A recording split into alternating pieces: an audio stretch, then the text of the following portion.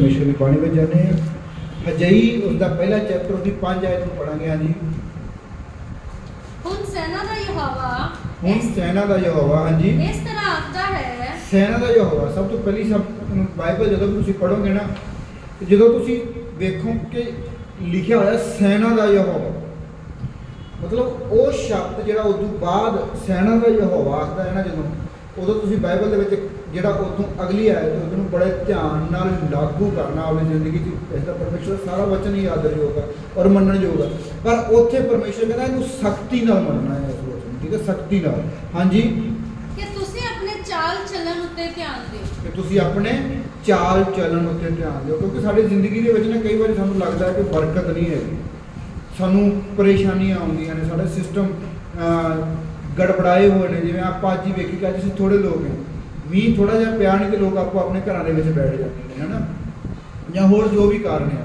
सो सानू लगदा कि क्यों की होया, पर उहदे लई सब तो पहला रीजन मैं साडे आप दे अंदर ही असीं कारण नूं पहलां लभण दी कोशिश करनी है। इसलिए परमेश्वर कहंदा सैना दा जो होवा कहंदा बड़ी सख्ती नाल वेख कि तेरे अंदर की कमियां ने, पहलां उन्हां कमियां नूं कढ बच्चे, फिर मैं तैनूं बरकत देनी ही देनी है। जिवें असीं पहलां भी देख रहे सीगे कि इजराइलियां नूं परमेश्वर ने डबल बरकत दी। हालांकि इजराइलियां दा वो पैसा नहीं सी, जदों मिस्र दे विचों निकले तां बाणी 'च लिखिया सारे मिस्रियां ने अपना सिउणा ला के उन्होंने दिता, सारा मिस्र का सोना उन्होंने परमेश्वर ने दवा दिता और बड़ी खुशी खुशी दिता।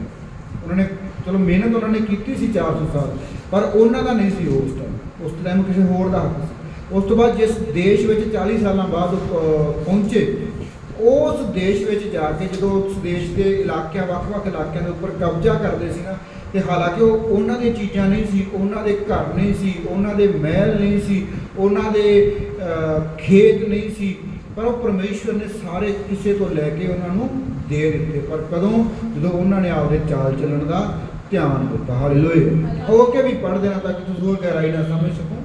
ਤੁਸੀਂ ਬਹੁਤ ਬੀਜਿਆ ਪਰ ਥੋੜਾ ਵਟਿਆ, ਤੁਸੀਂ ਖਾਂਦੇ ਹੋ ਪਰ ਰਚਦੇ ਨਹੀਂ, ਤੁਸੀਂ ਪੀਂਦੇ ਹੋ ਪਰ ਤੁਹਾਡੀ ਪਿਆਸ ਨਹੀਂ ਬੁਝਦੀ, ਤੁਸੀਂ ਕੱਪੜੇ ਪਾਉਂਦੇ ਹੋ ਪਰ ਗਰਮ ਨਹੀਂ ਹੁੰਦੇ, ਅਤੇ ਮਜ਼ਦੂਰ ਆਪਣੀ ਕਮਾਈ ਸ਼ੇਕ ਵਾਲੀ ਥਾਲੀ ਵਿੱਚ ਰੱਖਦਾ ਹੈ। ਹਾਲੇਲੂਇਆ। ਹਾਲੇਲੂਇਆ। ਸ਼ੇਕ ਵਾਲੀ ਥੈਲੀ ਵਿੱਚ ਰੱਖਦਾ है।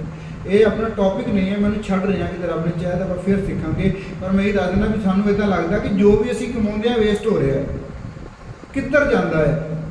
कारण की है कि जो भी असीं कमाउंदे पए आ सारा छेक वाली थैली विच रखदे आ, जिहड़ी गुथली दे विच असीं अपना धन संभालदे पए आ, ਉਹਦੇ नीचे छेक आ, मोरी आ, होल आ वड्डा सारा, जिहदे विच साडी कमाई थल्लों दी निकल जाती है, ਉਹਦੇ ਵਿੱਚ बरकत नहीं पैंदी पई। अगे फिर जाके लिखिया फिर सैना दा यहोवा इउं आखदा है कि तुसीं अपने चाल वल ध्यान दिओ, डबल ध्यान देना है। क्यों? क्योंकि असीं ज़बूर दे विच भी पहलां पढ़ के हटे हां कि परमेश्वर तुहानूं सारियां बरकतां देण लई तैयार है, पर परमेश्वर दे इस पवित्र वचन नूं मनोगे तां। छोटा जिहा फार्मूला है, बस वचन अनुसार जिंदगी जिउणी है, बाकी सारे सिस्टम परमेश्वर ने आपे ही सैट कर देने हैं। और सब तो पहला किसी भी इंसान का सिस्टम जिहड़ा हैगा वो परिवारक होंदा है। असीं सब तो पहला परिवार का सिस्टम सैट करना है, बाहरले सिस्टम ऑटोमैटिकली सैट हो जाते हैं। बाहरले सिस्टम ऑटोमैटिकली सारा कुछ ठीक हो जाना है, परमेश्वर ने आपे साडी वाह वाह करा देनी है। जिवें परमेश्वर ने बाणी दे विच लिखिया कि जिवें मैं मूसा दे अंग संग सी, यहोशू नूं कहा मैं तेरे भी अंग संग हाँ, वो सिर्फ यहोशू नूं कहा, आपां सब नूं कहा है कि परमेश्वर साडे भी अंग संग है। पर जे साडे भी परमेश्वर अंग संग है तो दिखदा क्यों नहीं, उसका जलाल क्यों नहीं प्रगट होता लोगों के ऊपर? क्यों? क्योंकि असीं आपदे चाल वल ध्यान नहीं। क्यों? क्योंकि शायद असीं अनजान रह गए ना इस वचन, सानूं पता नहीं सी असीं अपने अंदरों पहलां सारा सिस्टम सैट करना है। तो अज असीं उस सुधार दे विच जाना है, और अंदर सिस्टम सब तो पहलां कित्थे तो साडे परिवार दे विच। जे असीं चाहुंदे आ कि बाहर अन्य जाति दे विच, लोकां दे विच, जां साडी कलीसिया दे विच, जां सारे सिस्टम दे विच जाके साडा सिस्टम सैट होवे, तां पहलां परिवार दे विच सिस्टम सैट होना चाहिए है। आओ असी एक दो इंसानों बारे देखांगे। अज सब तो पहला असीं देखना है कि बाणी पुराने नियम के सब तो इंपॉर्टेंट इंसानों के विच एक कौन है? अब्राहम। ओके, उस बाद दाऊद, होर डैनियल, वेरी गुड। होर आप ज़बूर दे विच भी एक बंदे बारे पढ़िया सी, मूसा। मूसा मूसा बड़ा जबरदस्त इंसान है। क्यों जबरदस्त सीगा? क्यों उहदे लई काम होया? ਕਿਉਂਕਿ ਉਹਦੇ 'ਚ ਸੁਧਾਰ ਬੜਾ ਕੀਤਾ ਪਰਮੇਸ਼ਰ। ਉਹਦੇ ਲਈ ਕੰਮ ਵੀ ਬੜੇ ਵੱਡੇ ਵੱਡੇ ਹੋਏ, ਉਹਦੇ ਰਾਹੀਂ ਕੰਮ ਬੜੇ ਵੱਡੇ ਵੱਡੇ ਹੋਏ, ਉਹਦੇ ਵਾਸਤੇ ਔਰ ਉਹਦੇ ਰਾਹੀਂ ਬੜੇ ਵੱਡੇ ਵੱਡੇ ਕੰਮ ਹੋਏ। ਪਰ ਸਭ ਤੋਂ ਵੱਧ ਪ੍ਰੋਬਲਮ ਵੀ, ਮੁਸ਼ਕਲ ਵੀ, ਪਰੇਸ਼ਾਨੀ ਵੀ ਮੂਸਾ ਦੇ ਉੱਪਰ ਹੀ ਆਈ। ਇਸ ਲਈ ਸਭ ਤੋਂ ਪਹਿਲਾਂ ਅਸੀਂ ਮੂਸਾ ਬਾਰੇ ਦੇਖਣਾ ਕਿ ਮੂਸਾ ਨਾਲ ਕੀ ਸਿਸਟਮ ਚੱਲਦਾ ਸੀ।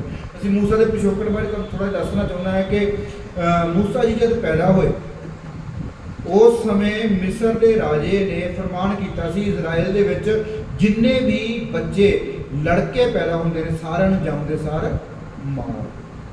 ਪਰ ਫਿਰ ਵੀ ਪਰਮੇਸ਼ਰ ਦੀ ਦਇਆ ਮੂਸਾ ਦੇ ਉੱਪਰ ਹੋਈ। ਉਸ ਸਮੇਂ ਜਿਹੜਾ ਸੀਗਾ ਉਹਦੀ ਮਾਂ ਨੇ ਔਰ ਭੈਣ ਨੂੰ ਬਚਾ ਕੇ ਰੱਖਿਆ ਔਰ ਉਸ ਤੋਂ ਬਾਅਦ ਪਾਣੀ ਵਿੱਚ ਛੱਡ ਦਿੱਤਾ ਔਰ ਬੜਾ ਜ਼ਬਰਦਸਤ ਕੰਮ ਹੋਇਆ। ਜਿਹੜੇ ਰਾਜੇ ਨੇ ਹੁਕਮ ਕੀਤਾ ਸੀ ਮਾਰਨ ਦਾ, ਮੂਸਾ ਉਸੇ ਦੇ ਮਹਿਲ ਦੇ ਵਿੱਚ ਜਾ ਕੇ ਪਲਿਆ। 40 ਸਾਲ ਦੀ ਉਮਰ ਤੱਕ ਉਸੇ ਮਹਿਲ ਦੇ ਵਿੱਚ ਮੂਸਾ ਜਾ ਕੇ ਪਲਿਆ ਔਰ ਉਹਦੀ ਪਰਵਰਿਸ਼ ਹੋਈ। ਹਾਲੇਲੂਇਆ। ਉਹ 40 ਸਾਲਾਂ ਬਾਅਦ ਵੇਖਿਆ ਕਿ ਮੂਸਾ ਜਵਾਨ ਹੋ ਗਿਆ, ਪਰ ਉਹਦੇ ਵਿੱਚ ਗੁਣ ਉਦਾਂ ਦੇ ਆ ਗਏ ਸੀ। ਉਹਦੇ ਵਿੱਚ ਕੁਝ ਨਾ ਕੁਝ ਗੁਣ ਸੀ ਕਿ ਪਰਮੇਸ਼ਰ ਵੱਲ ਨਿਗਾਹ ਉਹਦੀ ਘੱਟ ਸੀ, ਆਪਣੇ ਆਪ ਵੱਲ ਜਾਂ ਉਹਦੇ ਜ਼ੋਰ ਵੱਲ ਜਾਂ ਰਾਜੇ ਵੱਲ ਨਿਗਾਹ ਜ਼ਿਆਦਾ ਸੀ। ਤਾਂ ਮੂਸਾ ਨੇ ਉਹਨੂੰ ਪਰਮੇਸ਼ਰ ਨੇ ਉਹਨੂੰ ਸਿਸਟਮ ਦੇ ਵਿੱਚ ਲਿਆਉਣ ਲਈ ਉੱਥੋਂ ਕੱਢਿਆ। ਉੱਥੋਂ ਕੱਢ ਕੇ ਮਿਦਿਆਨ ਦੇਸ਼ ਵਿੱਚ ਲੈ ਕੇ ਗਿਆ। 40 ਸਾਲ ਬਾਣੀ ਦੇ ਵਿੱਚ ਲਿਖਿਆ ਉਹਨੂੰ ਉਜਾੜ ਵਿੱਚ ਰੱਖਿਆ। ਇੰਨੇ ਦੁੱਖ ਭੋਗੇ ਮੂਸਾ ਨੇ। 40 ਸਾਲ ਉਜਾੜ ਦੇ ਵਿੱਚ ਉਹ ਭੇਡਾਂ ਚਾਰਦਾ ਰਿਹਾ, ਬੁਰੇ ਹਾਲ ਦੇ ਵਿੱਚ। ਤੁਸੀਂ ਵੀ ਵੇਖਿਆ ਨੇ ਆਜ ਦੀ ਕਿਵੇਂ ਵਿਚਾਰੇ ਭੇਡਾਂ ਚਾਰਨ ਜਾਂਦੇ ਨੇ। ਮੂਸਾ ਉਹਨਾਂ ਟਾਈਮਾਂ ਦੇ ਵਿੱਚ ਅੱਜ ਦੀਆਂ ਫੈਸਿਲਿਟੀਆਂ ਵੀ ਨਹੀਂ ਹੈਗੀਆਂ ਹਨ। ਮੂਸਾ ਕਿਸ ਹਿਸਾਬ ਨਾਲ ਭੇਡਾਂ ਚਾਰਦਾ ਰਿਹਾ ਹੈਗਾ ਉਜਾੜ ਦੇ ਵਿੱਚ, ਪਰ ਫਿਰ ਵੀ ਮੂਸਾ ਲੱਗਿਆ ਰਿਹਾ ਪਰਮੇਸ਼ਰ ਦੇ ਕੰਮ ਕਰਨ ਲਈ। ਜਦੋਂ ਸਮਾਂ ਆਇਆ, ਜਦੋਂ ਪ੍ਰੋਪਰ ਲੈਵਲ ਤੇ ਮੂਸਾ ਆ ਗਿਆ ਨਾ, ਫਿਰ ਮੂਸਾ ਨੂੰ ਪਰਮੇਸ਼ਰ ਵਾਪਸ ਲੈ ਕੇ ਆਇਆ। ਬਾਣੀ ਦੇ ਵਿੱਚ ਲਿਖਿਆ ਮੂਸਾ ਨੂੰ ਪਰਮੇਸ਼ਰ ਨੇ ਬਲਦੀ ਹੋਈ ਝਾੜੀ ਦੇ ਵਿੱਚੋਂ ਦਰਸ਼ਨ ਦਿੱਤਾ ਔਰ ਬਰਕਤ। ਜਦੋਂ ਬਰਕਤ ਦਿੱਤੀ ਤਾਂ ਪਰਮੇਸ਼ਰ ਕਹਿੰਦਾ ਬੇਟੇ ਹੁਣ ਚੱਲ, ਜਿਹੜੇ ਮਿਸਰੀਆਂ ਦੀ ਗੁਲਾਮੀ ਦੇ ਵਿੱਚ ਮੇਰੇ ਬੱਚੇ ਬੈਠੇ ਨੇ, ਤੇਰੇ ਭੈਣ ਭਰਾ ਬੈਠੇ ਨੇ, ਸਾਰੇ ਤੇਰੇ ਲੋਕ ਬੈਠੇ ਨੇ, ਉਹਨੂੰ ਤੂੰ ਹੀ ਕੱਢ ਕੇ ਲੈ ਕੇ ਆ। ਹਾਲੇਲੂਇਆ। ਆਓ ਅਸੀਂ ਪੜ੍ਹਦੇ ਹਾਂ ਉਸ ਤੋਂ ਬਾਅਦ ਕੀ ਹੁੰਦਾ ਹੈ। ਕੂਚ ਦੀ ਕਿਤਾਬ 4 ਅਧਿਆਏ, ਹਾਂਜੀ ਕੂਚ 4 ਉਸਦੀ 24 ਅਸੀਂ ਪੜਾਂਗੇ। 24, 25, 26 ਗੁਜਾਇਤਾਂ ਨੂੰ ਅਸੀਂ ਪੜਾਂਗੇ। ਜੀ ਜੀ 4:24 4 ਦੀ 24।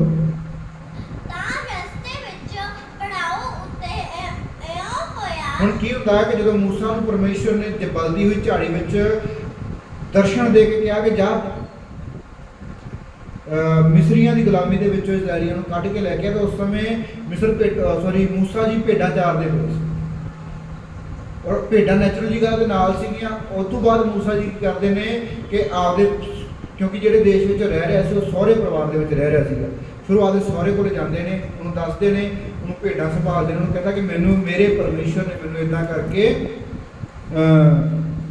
ਹੁਕਮ ਦਿੱਤਾ ਹੈ ਕਿ ਮੈਂ ਆਪਦੇ ਲੋਕਾਂ ਨੂੰ ਕੱਢ ਕੇ ਲੈ ਕੇ ਆਵਾਂ। ਹੁਣ ਤੂੰ ਮੈਨੂੰ ਜਾਣ ਦੇ, ਮੈਂ 40 ਸਾਲ ਤੇਰੇ ਲਈ ਮਿਹਨਤ ਕੀਤੀ, ਹੁਣ ਤੂੰ ਆਪਦੀ ਭੇਡਾਂ ਆਪੇ ਸਾਂਭ, ਹੁਣ ਮੈਂ ਪਰਮੇਸ਼ਰ ਦੇ ਕੰਮ ਨੂੰ ਕਰਾਂਗਾ। ਔਰ ਬਾਣੀ ਦੇ ਵਿੱਚ ਲਿਖਿਆ ਉਹ ਬੰਦਾ ਵੀ ਸਮਝਦਾਰ ਸੀਗਾ, ਇਨਸਾਨ ਬਹੁਤ ਜ਼ਬਰਦਸਤ ਸਮਝਦਾਰ ਇਨਸਾਨ ਸੀਗਾ ਉਹ, ਕਿਉਂਕਿ ਉਸ ਸਮੇਂ ਦਾ ਇੱਕ ਪੁਜਾਰੀ ਸੀ, ਬੜੇ ਹਾਈ ਲੈਵਲ ਦਾ ਬੰਦਾ ਸੀ ਉਹ। ਤੇ ਉਹ ਕਹਿੰਦਾ ਵੀ ਤੂੰ ਜਾ, ਜਿਵੇਂ ਤੇਰੇ ਪਰਮੇਸ਼ਰ ਨੇ ਤੈਨੂੰ ਹੁਕਮ ਕੀਤਾ ਤੂੰ ਜਾ। ਔਰ ਬਾਣੀ ਦੇ ਵਿੱਚ ਲਿਖਿਆ ਇੱਥੇ ਮੂਸਾ ਔਰ ਮੂਸਾ ਦੀ ਪਤਨੀ ਔਰ ਮੂਸਾ ਦਾ ਬੇਟਾ ਉਹ ਮੂਸਾ ਦੇ ਨਾਲ ਚੱਲ ਪਏ, ਕਿਉਂਕਿ ਪਰਿਵਾਰ ਸੀ ਉਹਦਾ। ਉੱਥੇ ਜਾ ਕੇ ਉਹਨੇ ਵਿਆਹ ਕਰਾਇਆ ਔਰ ਉਹਦਾ ਇੱਕ ਬੇਟਾ ਵੀ ਹੋਇਆ। ਪਰ ਹੁੰਦਾ ਕੀ ਆ ਕਿ ਅਸਲ ਦੇ ਵਿੱਚ ਜਿਹੜਾ ਖਾਸ ਤੌਰ ਤੇ ਪਰਮੇਸ਼ਰ ਦਾ ਦਾਸ ਹੈ, ਪਾਸਟਰ ਹੈ। ਕਈ ਵਾਰੀ ਤੁਹਾਨੂੰ ਲੱਗਦਾ ਹੋਵੇਗਾ ਕਿ ਇੱਕ ਪਾਸਟਰ, ਇਹ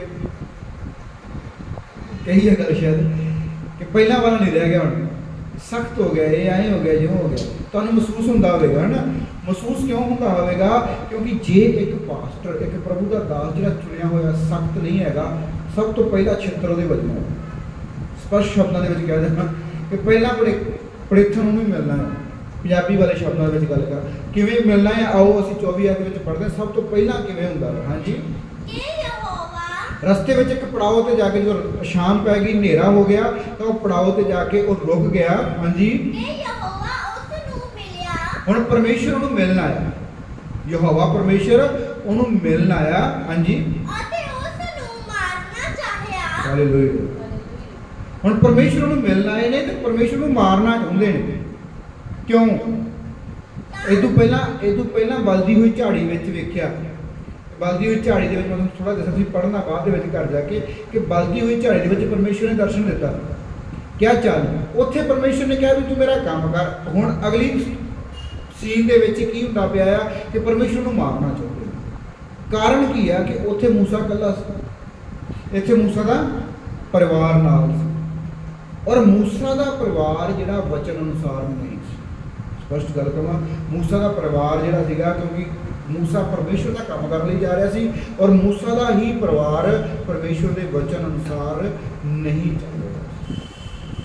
ਹਾਂਜੀ ਪੜੋ ਕਿਵੇਂ। ਸਿਪੋਰਾ ਜਿਹੜੀ ਉਹਦੀ ਪਤਨੀ ਸੀ, ਸਿਪੋਰਾ ਜੀ ਦਾ ਨਾਮ ਆ,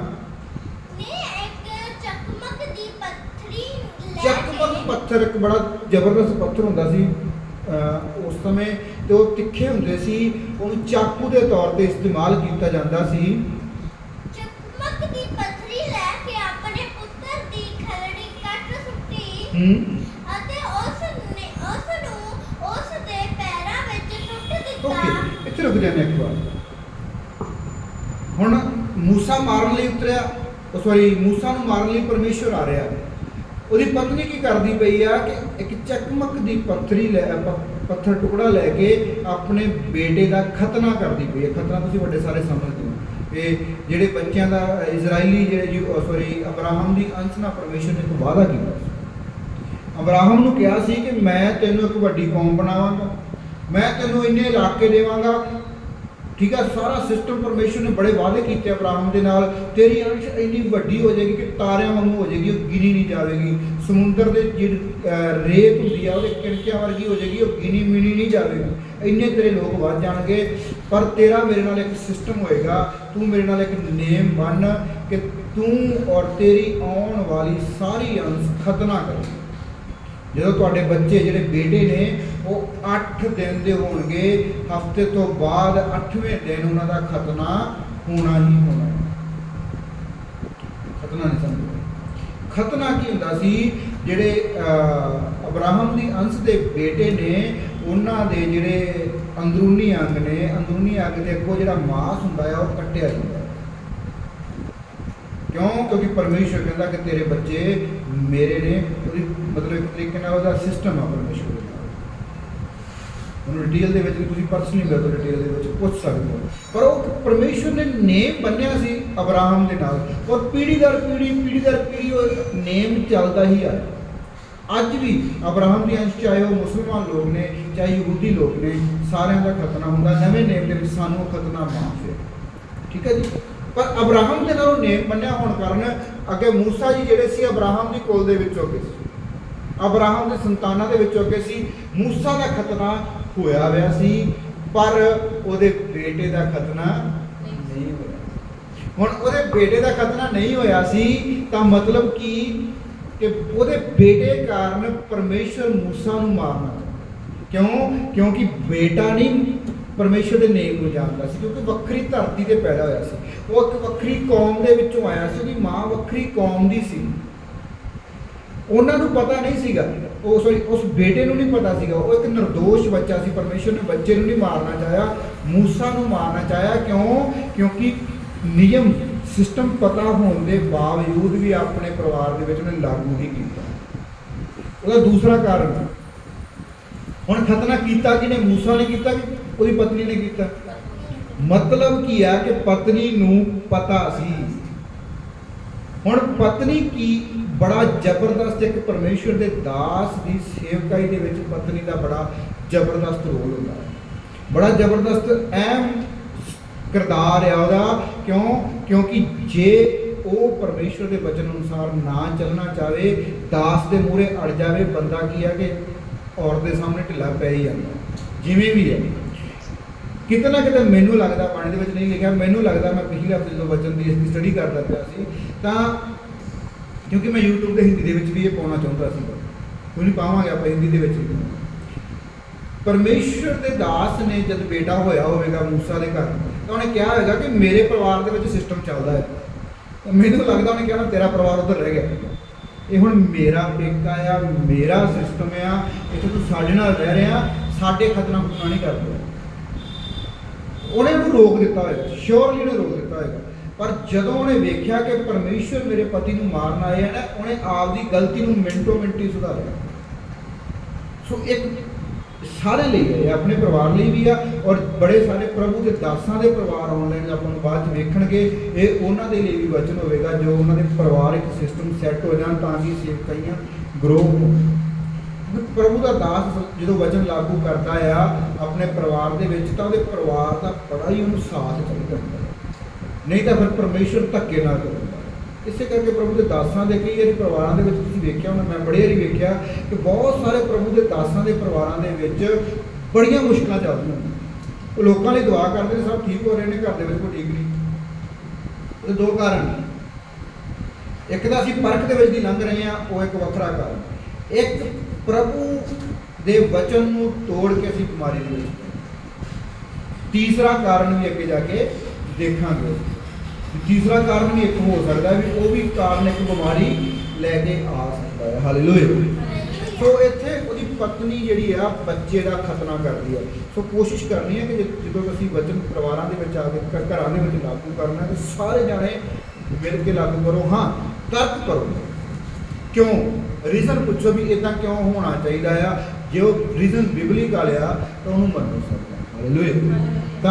ਤਾਂ ਕਿ ਉਹ ਨਾ ਹੋਵੇ ਕਿ ਪਰਮੇਸ਼ਰ ਹੀ ਤੁਹਾਡੇ ਵਿਰੁੱਧ ਖੜਾ ਹੋ ਜਾਵੇ। ਜੇ ਪਰਮੇਸ਼ਰ ਹੀ ਮੂਸਾ ਨੂੰ ਮਾਰਨ ਆ ਗਿਆ, ਪਰਮੇਸ਼ਰ ਹੀ ਮਿਸਰ ਘੱਲਦਾ ਪਿਆ ਹੈ, ਤਾਂ ਫਿਰ ਉਹਦਾ ਹੱਲ ਕੋਈ ਨਹੀਂ ਹੈ। ਉਹਦਾ ਹੱਲ ਸਿਰਫ ਇੱਕ ਹੀ ਹੈ, ਉਹਦੇ ਵਿਧੀ ਨੂੰ ਮੰਨ ਲਓ ਤੇ ਪਰਮੇਸ਼ਰ ਤੁਹਾਨੂੰ ਬਰਕਤ ਦੇਵੇਗਾ। ਹਾਂਜੀ, ਅੱਗੇ ਕੀ ਲਿਖਿਆ ਹੋਇਆ?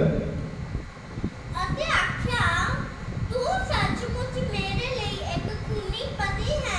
ਹਜੇ ਵੇਖੋ, ਹਜੇ ਵੀ ਉਹ ਅੱਕੀ ਪਈ ਆ, ਕਿਉਂਕਿ ਉਹ ਬੜਾ ਚਿਰ ਰੋਕਿਆ ਉਹਨੇ ਉਸ ਖਤਨੇ ਨੂੰ, ਪਰ ਐਂਡ ਨੂੰ ਆ ਕੇ ਕਰਨਾ ਪਿਆ ਤਾਂ ਉਹਨੇ ਨਾਮ ਰੱਖਤਾ, ਤੂੰ ਮੇਰਾ ਖੂਨੀ ਪਤੀ। ਹਾਂਜੀ, ਸੋ ਉਸ ਨੇ ਉਹਨੂੰ ਛੱਡ ਦਿੱਤਾ। ਫਿਰ ਉਸ ਨੇ ਉਹਨੂੰ ਆਖਿਆ, ਸੁਨਤ ਦੇ ਕਾਰਨ ਤੂੰ ਖੂਨੀ ਪਤੀ ਹੋਇਆ ਹੈ। ਹਾਲੇਲੂਇਆ। ਹਾਲੇਲੂਇਆ। ਫਿਰ ਉਸ ਤੋਂ ਬਾਅਦ ਕੀ ਹੈ, ਵੇਖੋ, ਇਹ ਪਰਮੇਸ਼ਵਰ ਦੇ ਦਾਸ ਲਈ ਬੜਾ ਔਖਾ ਹੈ। ਹਾਂਜੀ, ਇੱਕ ਹੋਰ ਪੜ੍ਹ ਦੇਣਾ ਅੱਗੇ। ਫਿਰ ਯਹੋਵਾ ਨੇ ਹਾਰੂਨ ਨੂੰ ਆਖਿਆ, ਜਾ ਤੇ ਮੂਸਾ ਨੂੰ ਉਜਾੜ ਵਿੱਚ ਮਿਲ, ਤਾਂ ਉਹ ਚਲਾ ਗਿਆ। Okay, hallelujah.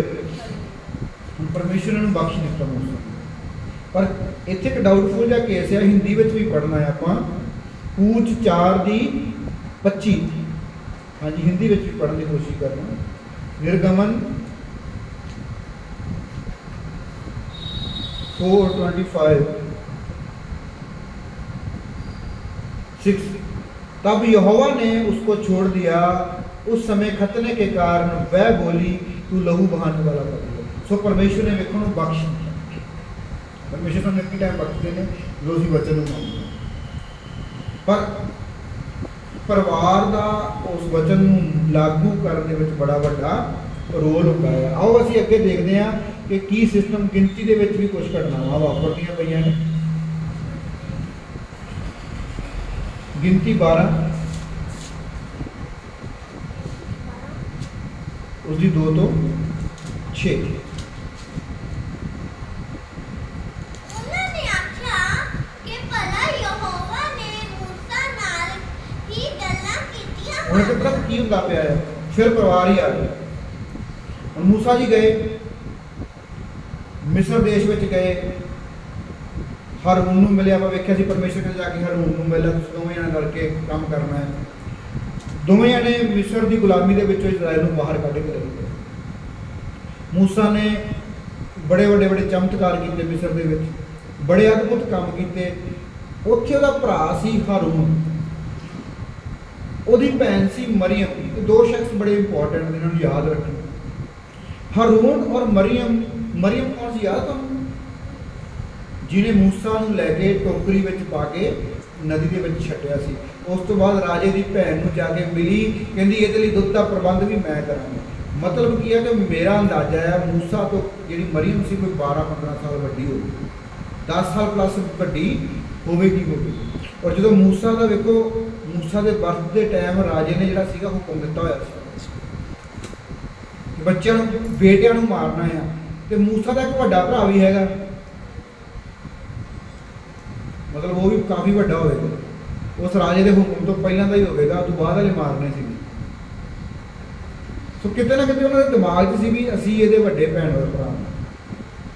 ਸੋ ਜਦੋਂ ਉਹ ਮਿਸਰ ਦੇ ਵਿੱਚੋਂ ਕੱਢ ਕੇ ਲੈ ਕੇ ਆਉਂਦੇ ਨੇ, ਮੂਸਾ ਹਾਰੂਨ ਹਰ ਜਗ੍ਹਾ ਤੇ ਨਾਲ ਸੀ। ਮਿਸਰ ਤੋਂ ਬਾਹਰ ਆ ਗਏ, 40 ਸਾਲ ਉਜਾੜ ਦੇ ਵਿੱਚ ਰਹਿ ਰਹੇ ਨੇ, ਉਸ ਸਮੇਂ ਦੇ ਵਿੱਚ ਚੱਲ ਰਹੇ ਨੇ ਪੀਰੀਅਡ ਦੇ, ਔਰ ਇੱਕ ਉਹਨਾਂ ਨੇ ਤੰਬੂ ਬਣਾਇਆ, ਪਰਮੇਸ਼ਰ ਦੀ ਆਗਿਆ ਦੇ ਅਨੁਸਾਰ ਇੱਕ ਭਵਨ ਬਣਾਇਆ, ਇੱਕ ਤੰਬੂ ਬਣਾਇਆ, ਟੈਂਟ ਬਣਾਇਆ, ਜਿੱਥੇ ਉਹ ਪਰਮੇਸ਼ਰ ਦੀ ਹਜ਼ੂਰੀ ਨੂੰ ਮਹਿਸੂਸ ਕਰਦੇ। ਔਰ ਬੜੀ ਜ਼ਬਰਦਸਤ ਗੱਲ ਸੀ ਕਿ ਜਦੋਂ ਉਸ ਤੰਬੂ ਦੇ ਵਿੱਚ ਪਰਮੇਸ਼ਰ ਆਉਂਦਾ ਸੀ ਨਾ, ਉਹਦੀ ਆਵਾਜ਼ ਨੂੰ ਮੂਸਾ ਵੀ ਸੁਣਦਾ ਸੀ, ਹਾਰੂਨ ਵੀ ਸੁਣਦਾ ਸੀ, ਔਰ ਮਰੀਮ ਵੀ ਸੁਣਦੇ ਸੀ। ਹੁਣ ਸਾਡੇ ਪਰਿਵਾਰਾਂ ਦੇ ਵਿੱਚ, ਹੁਣ ਇਹ ਸਿੰਪਲੀ ਪਰਸਨਲੀ ਨਹੀਂ ਹੈਗਾ ਗਾ, ਇਹ ਯੂਨੀਵਰਸਲ ਆ, ਸਾਰੇ ਪ੍ਰਭੂ ਦੇ ਦਾਸਾਂ ਦੇ ਪਰਿਵਾਰਾਂ ਦੇ ਲਈ। ਜਦੋਂ ਅਸੀਂ ਪ੍ਰਾਰਥਨਾ ਕਰਦੇ ਹਾਂ, ਜਦੋਂ ਅਸੀਂ ਪਵਿੱਤਰ ਆਤਮਾ ਦੀ ਅਗਵਾਈ ਨਾਲ ਭਰਦੇ ਹਾਂ, ਇਹ ਪਰਿਵਾਰਾਂ ਲਈ ਨਹੀਂ, ਸਿਰਫ ਉਹਨਾਂ ਲਈ ਵੀ ਹੈ ਜਿਹੜੇ ਕਹਿੰਦੇ ਵੀ ਇਹ ਮੇਰਾ ਭਰਾ, ਮੂੰਹ ਬੋਲਿਆ। ਕਿ ਵੈਸੇ ਰਿਸ਼ਤੇ ਬਣ ਜਾਂਦੇ ਆ ਨਾ, ਉਹਨਾਂ ਦੇ ਵਿੱਚ ਵੀ ਕਹਿੰਦੇ ਵੀ ਭਰਾ ਨੂੰ ਲਾਈਟ ਲੈਣ ਲੱਗ ਜਾਂਦੇ, ਇੱਕ ਪਾਰਟਨਰ ਨੂੰ ਲਾਈਟ ਲਿਆ ਜਾਂਦਾ ਆ, ਉਹਦੇ ਵਿੱਚ ਆਹ ਨੁਕਸਾਨ ਹੋ ਜਾਂਦਾ ਹੈ। ਤੁਸੀਂ ਦੇਖਣਾ ਕਿ ਮੈਂ ਕਹਿੰਦਾ ਕਿਸੇ ਹੋਰ ਕਾਰਨ ਕਰਕੇ ਵੀ ਬਿਮਾਰੀ ਆਉਂਦੀ ਹੈ, ਦੇਖਣਾ। ਸੋ ਜਿਹੜਾ ਸੀਗਾ ਉਹ ਤਿੰਨੇ ਜਣੇ ਪਰਮੇਸ਼ਰ ਦੀ ਆਵਾਜ਼ ਨੂੰ ਸੁਣਦੇ ਪਏ ਨੇ, ਤੇ ਫਿਰ ਇੱਕ ਗੜਬੜ ਆਉਂਦੀ ਉਹਨਾਂ ਦੇ ਦਿਮਾਗ। ਹੁਣ ਆਮ ਪਰਿਵਾਰਾਂ ਦੇ ਵਿੱਚ ਕੀ ਹੁੰਦਾ ਕਿ ਜਦੋਂ ਪ੍ਰਭੂ ਦੀ ਭਗਤੀ ਕੀਤੀ ਜਾਂਦੀ ਹੈ, ਹੁਣ ਮੈਂ ਖੁਦ ਇਹ ਕਹਿੰਦਾ, ਔਰ ਬਾਣੀ ਵੀ ਇਹ ਕਹਿੰਦੇ ਕਿ ਪਰਮੇਸ਼ਰ ਸਿਰਫ ਮੇਰਾ ਨਹੀਂ, ਤੁਹਾਡਾ ਵੀ ਕੋਈ। ਉਹ ਜੇ ਇੱਕ ਪਾਸਟਰ ਨਾਲ ਗੱਲ ਕਰਦਾ ਹੈ, ਉਹ ਵਿਸ਼ਵਾਸੀ ਨਾਲ ਵੀ ਗੱਲ ਕਰਦਾ ਹੈ, ਸੁਪਨੇ ਰਾਹੀਂ, ਦਰਸ਼ਨ ਰਾਹੀਂ, ਵਚਨ ਰਾਹੀਂ। ਉਹ ਖੁਦਾ ਬੰਦਾ ਤਰੀਕਾ ਹੈ ਕਿ ਕਿਹਦੇ ਨਾਲ ਕਿੱਦਾਂ ਗੱਲ ਕਰਨੀ ਹੈ। ਪਰਮੇਸ਼ਰ ਗੱਲ ਕਰਦਾ ਹੈ। ਹੁਣ ਜਦੋਂ 4 ਵਾਰੀ ਪਰਮੇਸ਼ਰ ਕਿਸੇ ਨਾਲ ਗੱਲ ਕਰਦਾ, ਤਾਂ ਉਹਨੂੰ ਐਂ ਲੱਗਦਾ ਵੀ ਪਰਮੇਸ਼ਰ ਦੇ ਮੈਂ ਤਾਂ ਹੁਣ ਬੜਾ ਅੱਪ ਹੋ ਗਿਆ। ਤੇ ਮੰਨ ਕੇ ਚਲੋ ਪੰਜਾਬੀ 'ਚ ਕਹਾਂ ਕਿ ਮੈਂ ਆਪ ਦੀ ਗੱਲ ਕਰਾਂ, ਤਾਂ ਮੈਂ ਕਦੇ ਵੀ ਪਾਸਟਰ ਦਿਓਰ ਦੀ ਬਰਾਬਰੀ ਨਹੀਂ ਕਰ ਸਕਦਾ ਪਰਮੇਸ਼ਰ ਦੀ ਨਿਗਾਹ ਦੇ ਵਿੱਚ। ਤੇ ਜੇ ਮੈਂ ਸਮਝਾਂ ਮੈਂ ਉਹਨਾਂ ਤੋਂ ਵੀ ਉੱਪਰ ਹੋ ਗਿਆ, ਉਹਨਾਂ ਦੇ ਬਰਾਬਰ ਹੋ ਗਿਆ, ਤਾਂ ਮੇਰੀ ਬੇਵਕੂਫੀ ਹੈ। ਠੀਕ ਹੈ, ਮੈਂ ਆਪਣੀ ਗੱਲ ਕਰ ਆਪਣੇ 'ਤੇ ਲੈ ਕੇ ਚੱਲਦਾ। ਤਾਂ ਇੱਥੇ ਵੇਖੋ, ਮੂਸਾ, ਹਾਰੂਨ ਔਰ ਮਰੀਮ ਦੇ ਵਿੱਚ ਥੋੜੀ ਜਿਹੀ ਅਣਬਣ ਹੋ ਗਈ ਹੈ। ਪਰ ਮਰੀਮ ਔਰ ਉਹਦਾ ਜਿਹੜਾ ਵੱਡਾ ਭਰਾ ਹਾਰੂਨ, ਹੁਣ ਦੋਨੋਂ ਭੈਣ ਭਰਾ ਮੂਸਾ ਦੀ ਪਿੱਠ ਦੇ ਪਿੱਛੇ ਕੁਝ ਗੱਲਾਂ ਕਰਦੇ ਪਏ ਨੇ। ਹਾਂਜੀ, ਉਹਨਾਂ ਨੇ ਆਖਿਆ ਕਿ ਭਲਾ ਯਹੋਵਾ ਨੇ ਮੂਸਾ ਨਾਲ ਹੀ ਗੱਲਾਂ ਕੀਤੀਆਂ ਹਨ ਅਤੇ ਸਾਡੇ ਨਾਲ ਗੱਲਾਂ ਨਹੀਂ ਕੀਤੀਆਂ। ਤਾਂ ਯਹੋਵਾ, ਹੁਣ ਵੇਖੋ, ਮਰੀਮ ਕਹਿੰਦੀ ਪਈ ਆ ਕਿ ਮੂਸਾ ਨਾਲ ਹੀ ਗੱਲਾਂ ਕਰਦਾ, ਆਪਣੇ ਨਾਲ ਨਹੀਂ ਕਰਦਾਗਾ। ਕੱਲਾ ਉਹੀ ਨਬੀ, ਆਪਾਂ ਵੀ ਤਾਂ ਨਬੀ ਆ। ਹਾਂਜੀ, ਤਾਂ ਯਹੋਵਾ ਨੇ ਸੁਣਿਆ। ਅਰੇ ਮੂਸਾ ਨਹੀਂ ਸੁਣਦਾ ਪਿਆ ਸੀ, ਪਰ ਕੌਣ ਸੁਣਦਾ ਪਿਆ ਸੀਗਾ? ਯਹੋਵਾ। ਯਹੋਵਾ ਪਰਮੇਸ਼ਰ ਸੁਣਦਾ ਪਿਆ ਸੀ। ਕਿਉਂਕਿ ਪ੍ਰਭੂ ਦੇ ਦਾਸ ਦੀ ਪਿੱਠ ਪਿੱਛੇ ਬੁਰਾਈ ਹੁੰਦੀ ਹੈ ਨਾ, ਪਰਮੇਸ਼ਰ ਜ਼ਰੂਰ ਸੁਣਦਾ, ਉਹ ਕਰਦਾ ਵੀ ਹੈ। ਫਿਰ ਅੱਗੇ ਜਾ ਕੇ ਸਿਸਟਮ ਪ੍ਰੋਬਲਮ ਇਦਾਂ ਹੁੰਦੀਆਂ ਨੇ। ਹਾਂਜੀ, ਅਤੇ ਉਹ ਮਰਦ ਮੂਸਾ ਸਾਰਿਆਂ ਆਦਮੀਆਂ ਨਾਲੋਂ ਜਿਹੜੇ ਪ੍ਰਿਥਵੀ ਉੱਤੇ ਸਨ ਬਹੁਤ ਅਧੀਨ ਸੀ। ਓਕੇ, ਇੱਥੇ ਗੁਣ ਦੱਸਿਆ ਗਿਆ ਮੂਸਾ ਦਾ। ਧਰਤੀ ਦੇ ਸਾਰੇ ਇਨਸਾਨਾਂ ਨਾਲੋਂ ਜਿਹੜਾ ਮੂਸਾ ਸੀ, ਨਮਰ ਵਿਅਕਤੀ ਸੀਗਾ, ਬੜਾ ਜ਼ਬਰਦਸਤ ਗੁਣ ਸੀਗਾ। ਹੁਣ ਇਹ ਗੁਣ ਉਹਨਾਂ ਨੇ ਤਾਂ ਵੇਖਿਆ ਨਹੀਂ ਨਾ, ਇਹਦਾ ਪਰਮੇਸ਼ਰ ਨੇ ਵੇਖਿਆ। ਹੁਣ ਉਹਨਾਂ ਨੂੰ ਨਹੀਂ ਪਤਾ ਵੀ ਪਰਮੇਸ਼ਰ ਸਾਡੇ ਤਿੰਨਾਂ ਦੇ ਵਿੱਚੋਂ ਕਿਹਨੂੰ ਵੱਧ ਪਿਆਰ ਕਰਦਾ ਪਿਆ। ਮੈਂ ਪਹਿਲਾਂ ਵੀ ਵੀਡੀਓ ਦੇ ਵਿੱਚ ਦੱਸਦਾ ਪਿਆ ਸੀਗਾ ਕਿ ਸਾਨੂੰ ਨਹੀਂ ਪਤਾ ਹੁੰਦਾ ਪਰਮੇਸ਼ਰ ਕਿਹਨੂੰ ਕਿੰਨਾ ਬਲੀਦਾਨ, ਕਿਹਦਾ ਕਿੰਨਾ ਬਲੀਦਾਨ, ਕਿਹਨੂੰ ਕਿੰਨਾ ਵੱਧ ਪਰਮੇਸ਼ਰ ਪਿਆਰ ਕਰਦਾ। ਹੋ ਸਕਦਾ ਮੇਰੇ ਨਾਲੋਂ ਹੈਰੀ ਨੂੰ ਵੱਧ ਪਰਮੇਸ਼ਰ ਪਿਆਰ ਕਰਦਾ, ਜੇ ਮੈਂ ਇਹਦੀ ਬੁਰਾਈ ਕਰਦਾ ਪਿਆ ਹਾਂ।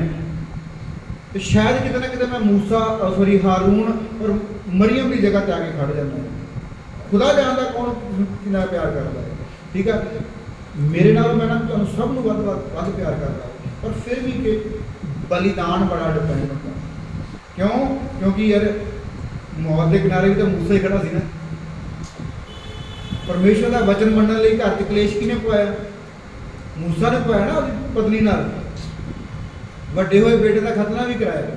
ਤੁਸੀਂ ਅੱਗੇ ਜਾ ਕੇ ਯਹੋਸ਼ੂਆ ਦੇ ਵਿੱਚ ਵੀ ਪੜ੍ਹੋਗੇ, ਜਦੋਂ 40 ਸਾਲ ਉਜਾੜ ਦੇ ਵਿੱਚ ਰਹੇ ਤਾਂ ਕਿਸੇ ਬੱਚੇ ਦਾ ਖਤਨਾ ਨਹੀਂ ਹੋਇਆ ਸੀ। ਯਹੋਸ਼ੂਆ ਦੇ ਵਿੱਚ ਜਾ ਕੇ ਪੜ੍ਹੋਗੇ ਨਾ, ਪਰਮੇਸ਼ਰ ਕਹਿੰਦਾ ਜਾ ਕੇ ਖਤਨਾ ਕਰੋ। ਪਰਮੇਸ਼ਰ ਕਿਸੇ ਨੂੰ ਮਾਰਨ ਨਹੀਂ ਆਇਆ ਉੱਥੇ। ਪਰਮੇਸ਼ਰ ਆਰਾਮ ਨਾਲ ਕਹਿੰਦਾ ਜਾ ਕੇ, ਹੁਣ ਤੁਸੀਂ ਸਾਰੇ ਉਜਾੜ ਦੇ ਵਿੱਚ ਸੀ, ਉੱਥੇ ਤੁਹਾਡਾ ਖਤਨਾ ਨਹੀਂ ਹੋਇਆ, ਇੱਥੇ ਜਾ ਕੇ ਸਾਰੇ ਇਜ਼ਰਾਈਲ ਦੇ ਮਨੁੱਖ, ਲੱਖਾਂ ਮਨੁੱਖ ਸੀ, ਠੀਕ ਹੈ, ਲੱਖਾਂ ਦੇ ਲੱਖਾਂ ਇਕੱਠੇ ਖਤਨਾ ਕਰੋ, ਜਾ ਕੇ ਆਪਦਾ ਖਤਨਾ ਕਰੋ। ਉੱਥੇ ਕਿਸੇ ਨੂੰ ਮਾਰਨ ਲਈ, ਉੱਥੇ ਪਰਮੇਸ਼ਰ ਪਿਆਰ ਨਾਲ ਕਹਿੰਦੇ ਪਏ ਨੇ। ਕਿਉਂ? ਸਾਰੇ ਮੂਸਾ ਥੋੜੀ ਸੀਗੇ, ਪਰ ਮੂਸਾ ਸੀ ਕਿਉਂਕਿ ਮੂਸਾ ਦੀ ਜ਼ਿੰਦਗੀ 'ਚ ਖਾਸ ਯੋਜਨਾ ਸੀ ਪਰਮੇਸ਼ਰ ਦੀ, ਇਹਦੇ ਲਈ ਉਹਦੇ ਲਈ ਸਖਤੀ ਵੀ ਕਰਦੇ ਪਏ ਨੇ। ਜੇ ਮੂਸਾ ਪਰਮੇਸ਼ਰ ਦਾ ਵਚਨ ਨਹੀਂ ਮੰਨੇਗਾ, ਉਹਨੂੰ ਮਰਨ ਤਿੱਕਰ ਵੀ ਜਾਣਾ ਪੈ ਸਕਦਾ ਹੈ, ਪਰਮੇਸ਼ਰ ਨੂੰ ਮਾਰਨ ਵੀ ਆ ਸਕਦੇ ਨੇ। ਇਸ ਲਈ ਪ੍ਰਭੂ ਦੇ ਦਾਸ ਡਰ ਦੇ ਨਾਲ ਹੀ ਵਚਨ ਮੰਨਦੇ ਨੇ। ਹਾਲੇਲੂਇਆ। ਇਸ ਲਈ ਡਰ ਦੇ ਨਾਲ ਹੀ ਆਪਣੇ ਪਰਿਵਾਰ ਦੇ ਉੱਪਰ ਕਈ ਵਾਰੀ ਸਖਤ ਹੋ ਜਾਂਦੇ ਨੇ। ਹਾਲੇਲੂਇਆ। ਔਰ ਸੋ ਪਰਮੇਸ਼ਰ ਮੂਸਾ ਦਾ ਗੁਣ ਵੇਖਦੇ ਪਏ ਨੇ ਕਿ ਬੱਚੇ ਇਹ ਗੁਣ ਆ ਮੂਸਾ ਦੇ ਵਿੱਚ। ਹਾਂਜੀ, ਫਿਰ ਯਹੋਵਾ मूसा हारून ਅਤੇ ਮਰੀਅਮ ਨੂੰ ਆਖਿਆ, ਤੁਸੀਂ ਤਿੰਨੇ ਮੰਡਲੀ ਦੇ ਤੰਬੂ ਕੋਲ ਆ ਜਾਓ। ਸੋ ਉਹ ਤਿੰਨੇ ਬਾਹਰ ਗਏ ਤਾਂ ਯਹੋਵਾ ਬੱਦਲ ਦੇ ਥੰਮ ਵਿੱਚ ਉਤਰਿਆ ਅਤੇ ਤੰਬੂ ਦੇ ਦਰਵਾਜ਼ੇ ਉੱਤੇ ਖਲੋ ਗਿਆ। ਜਾਂ ਹਾरून ਅਤੇ ਮਰੀਅਮ ਨੂੰ ਸੱਦਿਆ ਤਾਂ ਉਹ ਦੋਵੇਂ ਬਾਹਰ ਆਏ। ਉਸ ਆਖਿਆ, ਮੇਰੀਆਂ ਗੱਲਾਂ ਸੁਣੋ, ਜੇ ਤੁਹਾਡੇ ਵਿੱਚ ਕੋਈ ਨਬੀ ਹੋਵੇ ਤਾਂ ਮੈਂ ਯਹੋਵਾ ਆਪਣੇ ਆਪ ਨੂੰ ਦਰਸ਼ਨ ਵਿੱਚ ਉਸ ਉੱਤੇ ਪ੍ਰਗਟ ਕਰਵਾਵਾਂਗਾ ਅਤੇ ਸੁਪਨੇ ਵਿੱਚ ਮੈਂ ਉਹਦੇ ਨਾਲ ਬੋਲਾਂਗਾ। Okay, hallelujah. ਹਾਲੇਲੂਇਆ। ਹੁਣ ਪਰਮੇਸ਼ਰ ਅਚਾਨਕ ਹੁਣ ਤਿੰਨਾਂ ਨਾਲ ਬੋਲ ਪਏ। ਮੂਸਾ, ਮਰੀਅਮ ਔਰ ਹਾरून ਤਿੰਨਾਂ ਨੂੰ ਕਹਿੰਦੇ ਵੀ ਆ ਜਾਓ ਕਚਹਿਰੀ ਦੇ ਵਿੱਚ, ਤੁਹਾਡੀ ਕਲਾਸ ਲੱਗਣ ਲੱਗੀ ਹੈ। ਹੁਣ ਉੱਥੇ ਜਾ ਕੇ ਪਰਮੇਸ਼ਰ ਸਾਦੇ ਨੇ ਉਹਨਾਂ ਨੂੰ ਕੀ ਆਂਦੇ ਪਏ ਨੇ ਵੀ ਜੇ ਤੁਹਾਡੇ ਵਿੱਚੋਂ ਕੋਈ ਨਬੀ ਹੈ ਨਾ, ਨਬੀ ਨਾਲ ਮੈਂ ਸੁਪਨੇ ਰਾਹੀਂ ਵੀ ਗੱਲ ਕਰ ਸਕਦਾ, ਦਰਸ਼ਨ ਰਾਹੀਂ ਵੀ ਗੱਲ ਕਰ ਸਕਦਾ, ਉਹਦੇ ਨਾਲ ਸਿੱਧੀ ਆ ਕੇ ਵੀ ਗੱਲ ਕਰ ਸਕਦਾ। ਪਰ ਅੱਗੇ ਲਿਖਿਆ 7 ਦੇ ਵਿੱਚ, ਮੂਸਾ ਮੇਰਾ ਦਾਸ ਮੂਸਾ ਇਹੋ ਜਿਹਾ ਨਹੀਂ, ਉਹ ਸਾਰੇ ਘਰ ਚੋਂ ਇਤਬਾਰ ਵਾਲਾ, ਉਹ ਨਬੀਆਂ ਤੋਂ ਵੀ ਉੱਪਰ ਇੱਕ ਹੈਗਾ ਹੈ, ਉਹ ਨਬੀਆਂ ਤੋਂ ਵੀ ਉੱਪਰ ਹੈ ਟਮਾ। ਸੋ ਅੱਗੇ ਜਾ ਕੇ ਲਿਖਦਾ, ਮੈਂ ਉਹਦੇ ਨਾਲ ਆਮੋ ਸਾਹਮਣੇ ਖੁੱਲ ਕੇ ਗੱਲਾਂ ਕਰਾਂਗਾ, ਬੁਝਾਰਤਾਂ ਵਿੱਚ ਨਹੀਂ। ਸੋ ਪਰਮੇਸ਼ਰ ਨਾਲ ਗੱਲ ਦੱਸਦੇ ਪਏ ਵੀ ਉਹਦੇ ਉੱਪਰ ਮੇਰਾ ਇੰਨਾ ਮਸਾ ਆ, ਇੰਨੀ ਗ੍ਰੇਸ ਆ, ਉਹਨੂੰ ਸਮਝਾਉਣ ਦੀ ਕੋਸ਼ਿਸ਼ ਕਰਦੇ ਪਏ ਨੇ। ਔਰ ਹੁਣ ਅੱਗੇ ਜਾ ਕੇ ਰੌਲਾ ਪਤਾ ਕੀ ਪੈਣਾ। ਹਾਂਜੀ, ਅੱਗੇ ਪੜ੍ਹਨਾ 10 ਆਇਤ ਪੜ੍ਹ ਦਿਓ, 9 ਆਇਤ ਸੌਰੀ। ਤਦ ਯਹੋਵਾ ਦਾ ਕ੍ਰੋਧ ਉਹਨਾਂ ਉੱਤੇ ਭੜਕਿਆ ਅਤੇ ਉਹ ਚਲਿਆ ਗਿਆ। ਹੁਣ ਪਰਮੇਸ਼ਰ ਦਾ ਗੁੱਸਾ ਉਹਨਾਂ ਉੱਤੇ ਭੜਕ ਗਿਆ, ਦੋਵਾਂ ਭੈਣ ਭਰਾਵਾਂ ਦੇ ਉੱਤੇ, ਕਿਉਂਕਿ ਉਹ ਮੂਸਾ ਦੀ ਪਿੱਠ ਪਿੱਛੇ ਕਰਦੇ ਪਏ ਸੀ, ਬੁਰਾਈ ਕਰਦੇ ਪਏ ਸੀ। ਹਾਂਜੀ, ਜਦ ਬੱਦਲ ਤੰਬੂ ਦੇ ਉੱਤੋਂ ਉੱਠ ਗਿਆ ਤਾਂ ਵੇਖੋ ਮਰੀਅਮ ਕੋੜਨ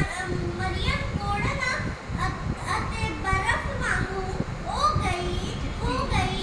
ਤਾਂ ਹਾरून ਨੇ ਮਰੀਅਮ ਨੂੰ ਡਿੱਠਾ ਅਤੇ ਵੇਖੋ ਉਹ ਕੋੜਨ ਹੋ ਗਈ ਸੀ। ਓਕੇ। ਹੁਣ ਵੇਖੋ ਵੀ ਪਰਮੇਸ਼ਰ ਜਿੱਦਾਂ ਹੀ ਗਏ, ਕੋੜਨ ਕੌਣ ਹੋ ਗਈ? ਮਰੀਅਮ। ਕਿਉਂ? ਕਿਉਂਕਿ ਬੋਲਦੀ ਕੌਣ ਪਈ ਸੀਗੀ?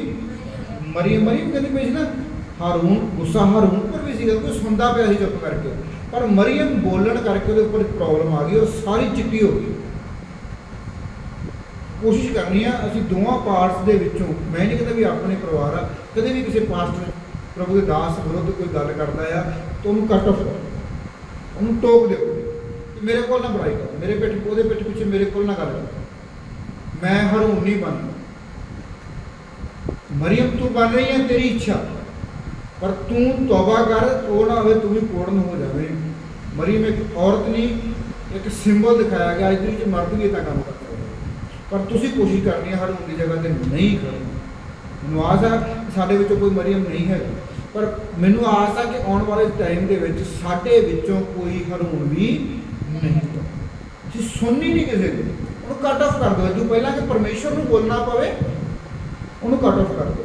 ਪਰ ਜਦੋਂ ਅਸੀਂ ਇੱਕ ਪ੍ਰਭੂ ਦੇ ਦਾਸ ਨੂੰ ਲਾਈਟ ਲੈ ਕੇ ਉਹਦੇ ਪਿੱਠ ਪਿੱਛੇ ਬੁਰਾਈ ਕਰਦੇ ਆ ਨਾ, ਜਾਂ ਉਹਦੇ ਹੁਕਮ ਨੂੰ ਨਹੀਂ ਮੰਨਦੇ, ਜਾਂ ਉਹਦੀਆਂ ਗੱਲਾਂ ਨੂੰ ਹਲਕਾ ਲੈਂਦੇ ਆ, ਤਾਂ ਇਹ ਵੀ ਇੱਕ ਬਿਮਾਰੀ ਦਾ ਕਾਰਨ ਬਣ ਜਾਂਦਾ। ਹਾਲੇਲੂਇਆ। ਮੈਂ ਦਵਾਈ ਦੇਣੀ ਚਾਹੁੰਦਾ ਛੋਟੀ ਜੀ। ਪਿਛਲੇ ਲਗਭਗ 1.5-2 ਮਹੀਨੇ ਤੋਂ ਮੈਨੂੰ ਇੱਕ ਅਚੰਭਾ, ਸਟਾਰਟਿੰਗ ਦੇ ਵਿੱਚ ਮੈਨੂੰ ਬੜਾ ਉੱਪਰ ਲੱਗਦਾ ਸੀਗਾ। ਤਕਰੀਬਨ 2 ਮਹੀਨੇ ਤੋਂ ਡੈਡੀ ਮੈਨੂੰ ਦਿਲਬਾਗ ਕਹਿੰਦਾ ਸੀ, ਦਿਲਬਾਗ ਇੱਦਾਂ ਕਰ ਸਨੀ ਮੈਨੂੰ ਬਹੁਤ ਘੱਟ ਗਿਆ ਡੈਡੀ ਨੂੰ ਵਿਆਹ ਤੋਂ ਬਾਅਦ। ਚਲੋ ਪਹਿਲਾਂ ਤਾਂ ਬੜੇ ਨਾਮ ਲੈਂਦੇ ਰਹੇ ਨੇ, ਵਿਆਹ ਤੋਂ ਬਾਅਦ ਦਿਲਬਾਗ ਹੀ ਕਹਿੰਦੇ ਰਹੇ ਨੇ 10-11 ਸਾਲ। ਪਰ ਪਿਛਲੇ ਤਕਰੀਬਨ 2 ਮਹੀਨੇ ਤੋਂ ਖੁਦਾ ਜਾਣਦਾ ਪ੍ਰਭੂ ਨੇ ਉਹਨਾਂ ਨਾਲ ਕੀ ਗੱਲ ਕੀਤੀ ਆ, ਪਰ ਉਹਨਾਂ ਨੇ ਆਟੋਮੈਟਿਕਲੀ ਮੈਨੂੰ ਪਾਸਟਰ ਹੀ ਕਹਿਣਾ ਸ਼ੁਰੂ ਕਰ ਦਿੱਤਾ। ਤੇ ਮੈਨੂੰ ਸਵੇਰੇ ਆਵਾਜ਼ ਵੀ ਮਾਰਨ ਤੇ ਫਿਰ ਪਾਸੀ ਉੱਠੋ, ਪਾਸੀ ਆਏ। ਮਤਲਬ ਬੜੀਆਂ ਗੱਲਾਂ ਦੇ ਵਿੱਚ ਕਿਤੇ ਬੇਟਾ ਵੀ ਕਹਿੰਦੇ ਨੇ, ਪਰ ਮੋਸਟਲੀ ਆਫ ਟਾਈਮ ਉਹਨਾਂ ਦੇ ਮੂੰਹ ਇਹੀ ਸ਼ਬਦ ਸੁਣਿਆ, ਮੈਨੂੰ ਪਾਸਟਰ ਜੀ ਕਹਿੰਦੇ ਨੇ। ਹਾਲੇਲੂਇਆ। ਔਰ ਮੂਸਾ ਦੇ ਬਾਰੇ ਜਦੋਂ ਅਸੀਂ ਪੜ੍ਹਦੇ ਹਾਂ, ਜਦੋਂ ਇੱਕ ਪ੍ਰਭੂ ਦਾ ਦਾਸ ਚੁਣਿਆ ਜਾਂਦਾ, ਜਦੋਂ ਇੱਕ ਪ੍ਰਭੂ ਦਾ ਦਾਸ ਮਸਾ ਕੀਤਾ ਜਾਂਦਾ ਆ, ਉਹ ਪਰਿਵਾਰ ਨਾਲੋਂ ਪਹਿਲਾਂ ਪਰਮੇਸ਼ਰ ਦਾ ਹੁੰਦਾ। ਹਾਲੇਲੂਇਆ। ਉਹ ਪਰਿਵਾਰ ਨਾਲੋਂ ਪਹਿਲਾਂ ਪਰਮੇਸ਼ਰ ਨੂੰ ਸਮਰਪਿਤ ਹੁੰਦਾ ਆ, ਕਿਉਂਕਿ ਉਹਨੂੰ ਪਰਿਵਾਰ ਦਾ ਫਿਕਰ ਸੀ। ਉਹਨੇ ਆਪਣੇ ਬੇਟੇ ਦਾ ਖਤਨਾ ਨਹੀਂ ਕੀਤਾ, ਉਹਨੂੰ ਪਤਾ ਸੀ ਮੇਰੀ ਜਨਾਨੀ ਲੜਕੀ ਹੋਣੀ। ਪਰ ਜੇ ਉਹ ਪਰਮੇਸ਼ਰ ਦਾ ਹੁੰਦਾ ਤਾਂ ਉਹ ਪਹਿਲਾਂ ਘਰੋਂ ਖਤਨਾ ਕਰਕੇ ਤੁਰਦਾ, ਮੈਂ ਪਰਮੇਸ਼ਰ ਦਾ ਕੰਮ ਕਰਨ ਜਾਂਦਾ। ਪਰ ਜੇ ਨਹੀਂ ਕਰਦਾ ਤਾਂ ਉਹਦੇ ਉੱਪਰ ਮੁਸ਼ਕਲ ਆ। ਜੇ ਉਹਦੇ ਉੱਪਰ ਨਹੀਂ ਆਏਗੀ ਤਾਂ ਉਹਦੇ ਪਰਿਵਾਰ ਉੱਪਰ ਅਸੀਂ ਵੇਖ ਰਹੇ ਹਾਂ ਮਰੀਅਮ ਉੱਪਰ ਆ ਗਿਆ। ਕਿਉਂ? ਕਿਉਂਕਿ ਜੇ ਅਸੀਂ ਪਰਿਵਾਰ ਵਿੱਚ ਸੁਧਾਰ ਨਹੀਂ ਕਰਦੇ ਤਾਂ ਸਾਡੇ ਪਰਿਵਾਰ ਉੱਪਰ ਮੁਸ਼ਕਲ ਆ ਸਕਦੀ ਹੈ। ਇਸ ਲਈ ਪਰਮੇਸ਼ਰ ਦੇ ਦਾਸ ਕਈ ਵਾਰੀ ਸਖਤ ਹੋ ਜਾਂਦੇ ਨੇ, ਪਰ ਉਹ ਸਾਡੀ ਭਲਾਈ ਲਈ ਹੁੰਦਾ ਆ, ਉਹ ਸਾਡੀ ਆਤਮਿਕ ਉન્નਤੀ ਲਈ ਹੁੰਦਾ ਹੈ। ਹਾਲੇਲੂਇਆ।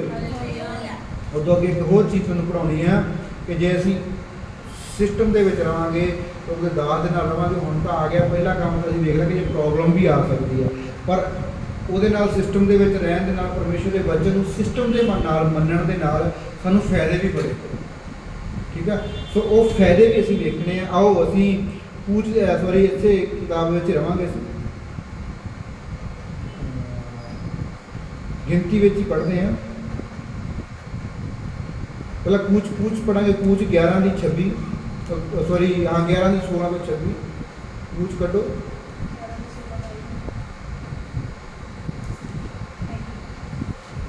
सॉरी 18 कुछ 18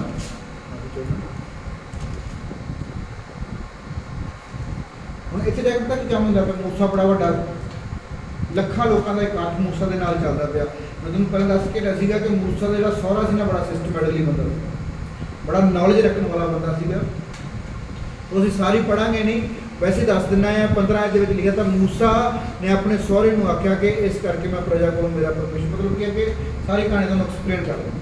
ਮੂਸਾ ਕਹਿੰਦਾ ਸੀ, ਲੱਖਾਂ ਲੋਕ ਜਿਹੜੇ ਇਜ਼ਰਾਈਲ ਦੇ ਉਹਦੇ ਕੋਲੇ ਆਉਂਦੇ ਸੀ, ਆਪਦੇ ਮਸਲੇ ਲੈ ਕੇ, ਆਪਦੇ ਮੁੱਦੇ ਲੈ ਕੇ, ਸਾਡਾ ਨਿਆਂ ਕਰ। ਉਹਨੇ ਆਹ ਕਰਤਾ, ਉਹਨੇ ਆਹ ਕਰਤਾ, ਉਹਨੇ ਮੇਰੀ ਚੁੰਡੀ ਵੱਢ ਕੇ ਮੇਰੇ ਸਿਰ 'ਚ ਮਾਰਿਆ, ਉਹਨੇ ਮੈਨੂੰ ਗਾਲਾਂ ਕੱਢਤੀਆਂ, ਉਹਨੇ ਮੇਰਾ ਆਹ ਖੋਲਿਆ। ਸਾਰਿਆਂ ਦਾ ਬਹਿ ਕੇ ਨਿਆਂ ਕਰਦਾ ਮੂਸਾ। ਔਰ ਜਦੋਂ ਸਾਰਿਆਂ ਦਾ ਬਹਿ ਕੇ ਨਿਆਂ ਕੀਤਾ ਜਾਂਦਾ ਸੀ ਤਾਂ ਕੀ ਹੁੰਦਾ ਸੀ ਕਿ ਲੱਖਾਂ ਲੋਕ ਸੀ, ਔਰ ਮੂਸਾ ਜੀ ਸਵੇਰ ਤੋਂ ਲੈ ਕੇ ਸ਼ਾਮ ਤੱਕ ਬੈਠੇ ਸਾਰਿਆਂ ਦਾ ਨਿਆਂ ਕਰਦੇ। ਪਰ ਉਸ ਸਮੇਂ ਦੌਰਾਨ ਮੂਸਾ ਦਾ ਸਹੁਰਾ ਉਹਨੂੰ ਮਿਲਣ ਆਉਂਦਾ ਹੈ, ਔਰ ਵੇਖਦਾ ਕਿ ਯਾਰ ਸਿਸਟਮ ਹੀ ਕੋਈ ਨਹੀਂ ਹੈਗਾ। ਇੱਕ ਬੰਦਾ ਬੈਠਾ ਹੈ, ਉਹਦੇ ਕੋਲ ਤੁਰੇ ਆਉਂਦੇ ਲੋਕ, ਤੁਰੇ ਆਉਂਦੇ, ਨਾ ਉਹਨੂੰ ਖਾਣ ਦੀ ਸੁੱਧ, ਨਾ ਪੀਣ ਦੀ ਸੁੱਧ, ਸਿਸਟਮ ਖਰਾਬ ਹੋਇਆ ਪਿਆ। ਤਾਂ ਉਹਨੂੰ ਰਾਇ ਦਿੰਦਾ ਹੈ, ਕਹਿੰਦਾ ਜੇ ਇੱਦਾਂ ਹੀ ਸੇਵਾ ਕਰੇਗਾ, ਮੰਨਦਾ ਵੀ ਤੂੰ ਪ੍ਰਭੂ ਦੀ ਸੇਵਾ ਕਰਦਾ ਪਿਆ ਆ, ਪਰ ਜੇ ਤੂੰ ਇੱਦਾਂ ਹੀ ਕਰਦਾ ਰਿਹਾ, ਇਹ ਸੇਵਾ ਨਹੀਂ, ਆਪਦੇ ਆਪ ਨੂੰ ਖਤਮ ਕਰਨ ਦਾ ਵਸੀਲਾ ਬਣਾ ਰਿਹਾ ਤੇ ਤੂੰ ਥੋੜਾ ਦੇਰ ਹੀ ਕਰੇਗਾ, ਬਹੁਤਾ ਚਿਰ ਨਹੀਂ ਕਰ ਸਕਦਾਗਾ। ਤੂੰ ਇੱਕ ਸਿਸਟਮ ਬਣਾ, ਤੂੰ ਇਹਨਾਂ ਦੇ ਗਰੁੱਪ ਬਣਾ, ਘਰਾਣੇ ਬਣਾ। ਫੋਰ ਐਗਜ਼ਾਮਪਲ ਮੈਂ ਉਦਾਹਰਨ ਦਿੰਦਾ, ਕਾਲੇ ਵਾਲੇ ਦੀ ਸੰਗਤ ਆ, ਕਾਲੇ ਵਾਲੇ ਦੀ ਸੰਗਤ ਦੇ ਵਿੱਚ ਇੱਕ ਬਜ਼ੁਰਗ ਬਿਠਾਇਆ। ਗੋਬਿੰਦ ਨਗਰੀ ਦੀ ਸੰਗਤ ਆ, ਗੋਬਿੰਦ ਨਗਰੀ ਦੀ ਸੰਗਤ ਦੇ ਵਿੱਚ ਇੱਕ ਬਜ਼ੁਰਗ ਬਿਠਾਇਆ। ਹੋਰ ਮੇਰੇ ਜੇ ਪਿੰਡਾਂ ਦੇ ਵਿੱਚ ਜਿਹੜੀ ਸੰਗਤ ਹੈਗੀ ਆ, ਉਹਨਾਂ ਪਿੰਡਾਂ ਦੇ ਵਿੱਚ ਵੀ ਇੱਕ ਬਜ਼ੁਰਗ ਬਿਠਾਉਣਾ, ਉਹਨਾਂ ਦੇ ਮੁੱਦੇ ਉਹ ਡਿਸਕਸ ਕਰਨ। ਵੱਖ-ਵੱਖ ਘਰਾਣਿਆਂ ਦੇ ਵਿੱਚ ਉਹਨਾਂ ਦੇ ਲੀਡਰ ਠਹਿਰਾ, ਬਜ਼ੁਰਗ ਬਣਾ, ਔਰ ਜੇ ਉਹਨਾਂ ਤੋਂ ਮਸਲੇ ਹੱਲ ਨਹੀਂ ਹੁੰਦੇ ਤਾਂ ਫਿਰ ਤੇਰੇ ਕੋਲ ਆਓ, ਤੂੰ ਇਕੱਲੇ ਬਜ਼ੁਰਗਾਂ ਦੇ ਮਸਲੇ ਹੱਲ ਕਰ, ਤਾਂ ਕਿ ਸਾਰੇ ਤੇਰੇ ਕੋਲ ਨਾ ਆਉਣ, ਨਿਪਟਦੇ ਜਾਣ। ਤਾਂ ਉਸ ਤੋਂ ਬਾਅਦ ਅੱਗੇ ਜਾ ਕੇ ਲਿਖਿਆ ਹੋਇਆ, ਅਸੀਂ ਇੱਦਾਂ ਪੜ੍ਹਾਂਗੇ ਨਹੀਂ, ਸਮਾਂ ਬੀਤਦਾ ਜਾ ਰਿਹਾ, ਤੇ ਪਰਮੇਸ਼ਵਰ ਨੇ ਮੂਸਾ ਨੂੰ ਹੁਕਮ ਦਿੱਤਾ, ਠੀਕ ਆ, ਤੂੰ ਆਪਣੇ ਲਈ 70 ਬੰਦੇ ਚੁਣ ਲਾ। 70 ਬੰਦੇ ਚੁਣ ਕੇ ਜਿਹੜੇ ਨੇਕ ਨਾਮ ਹੋਣ, ਜਿਨ੍ਹਾਂ ਦੇ ਵਿੱਚ ਲਾਲਚ ਨਾ ਹੋਵੇ, ਜਿਨ੍ਹਾਂ ਦੇ ਵਿੱਚ ਕੋਈ ਬੁਰਾਈ ਨਾ ਹੋਵੇ। ਤੁਸੀਂ ਇੱਥੇ ਪੜ੍ਹ ਸਕਦੇ ਹੋ ਨਾ ਇਸ ਐਪ ਦੇ ਵਿੱਚ, ਜਿਹੜੇ ਲਾਲਚ ਨਾ ਕਰਦੇ ਹੋਣ, ਜਿਹੜੇ ਝਗੜਾਲੂ ਨਾ ਹੋਣ, ਸਾਰੇ ਗੁਣ ਦੱਸੇ ਹੋਏ ਨੇ। ਉਹ ਜੇ 70 ਬੰਦੇ ਚੁਣ, ਮੈਂ ਪਤਾ ਕੀ ਕਰਾਂਗਾ, ਪਰਮੇਸ਼ਵਰ ਕਹਿੰਦਾ।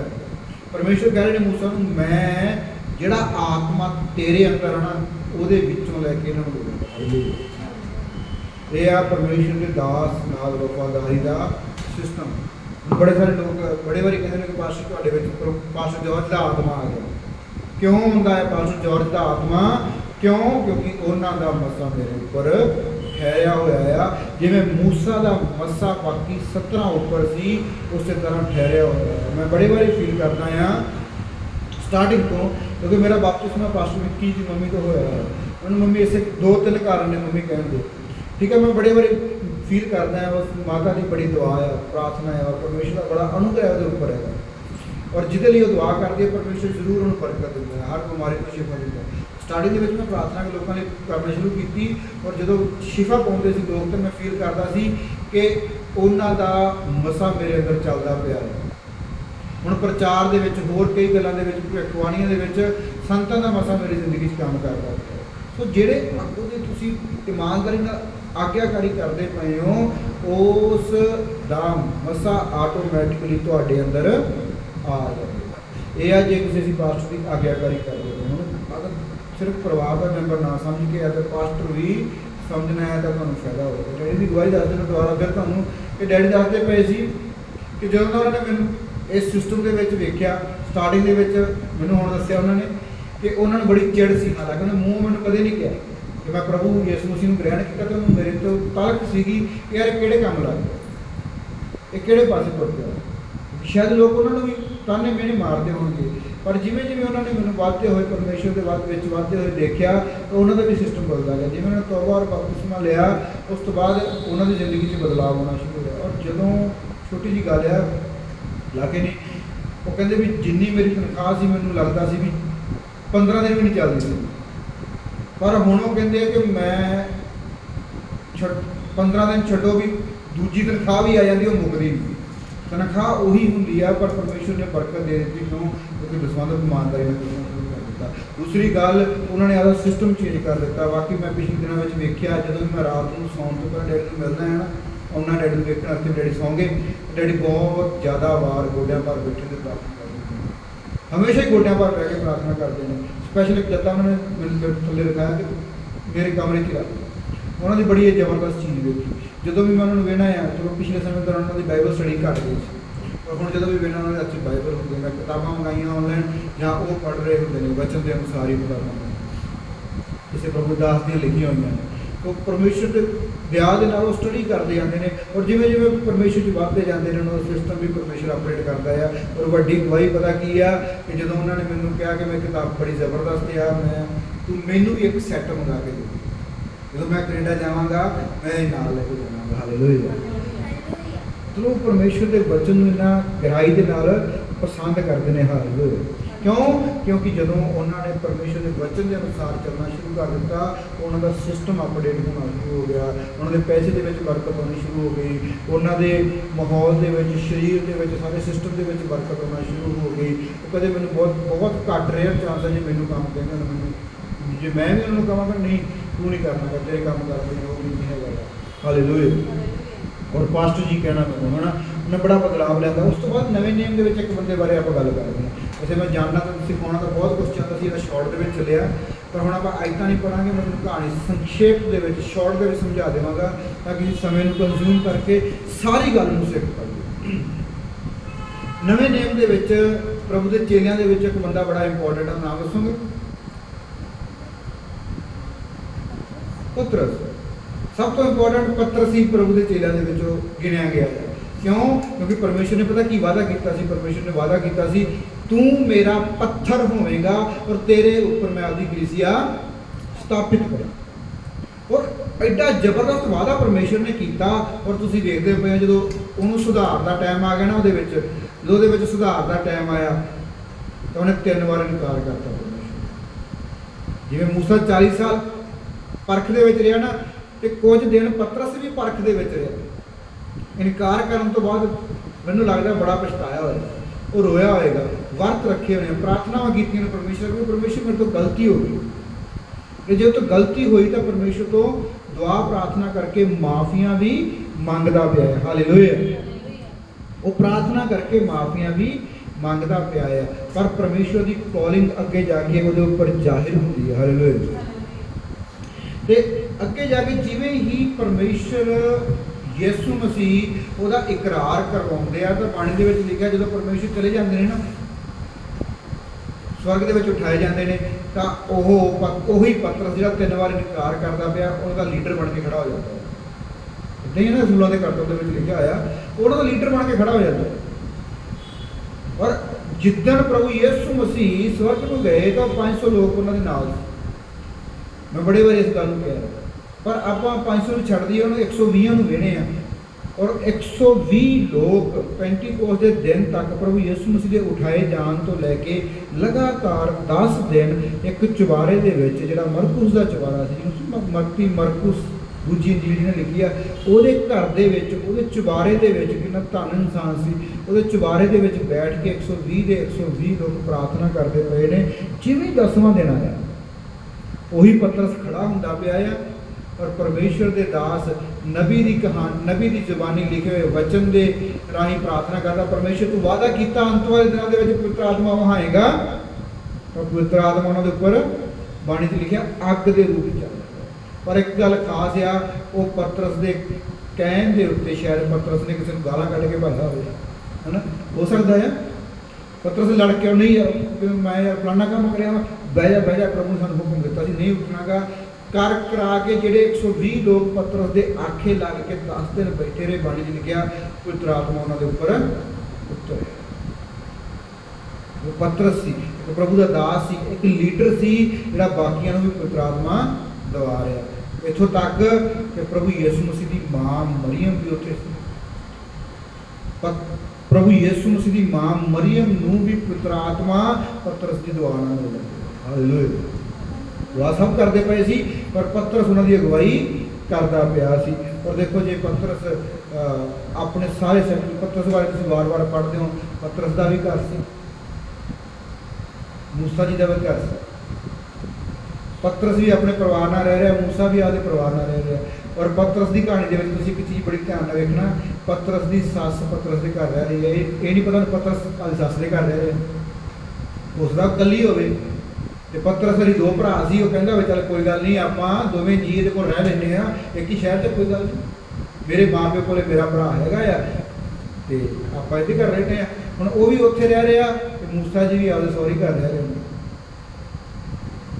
एंड ते आके जो सेवा करनी पई, त्याग मूसा नूं भी करना पिया, त्याग पतरस नूं भी करना पिया। जो पतरस सेवकाई लई जांदा सी बाहर, पर परमेश्वर यीशु मसीह ने 3.5 साल घरों बाहर रहा, उस तो बाद भी घर थोड़ी वड़िया, उन्हें घर बार छड्डना पिया, परमेश्वर की सेवा करनी पई।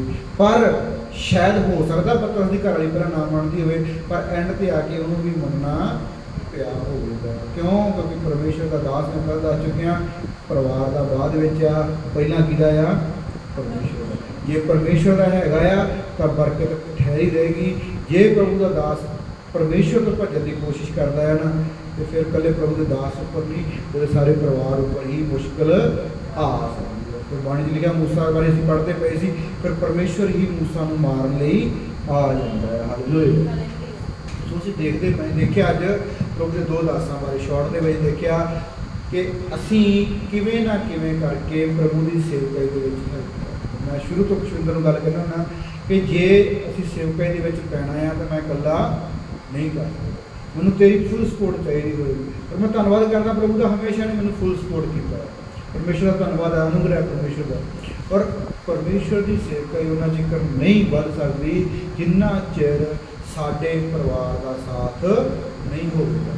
एक पास्टर जो बंदगी करने लिए रात बराते बाहर जा रहा, जे ये डर होवे जो मैं घरे पहुँचागा मेरे घर जाने सार कलेश होएगा, ओए तू इन्नी लेट क्यों हो गया, हुण मैं की करा, मैं वो की करा, वो हमेशा दिमाग के विच उलझन ताणी के विच रहेगा।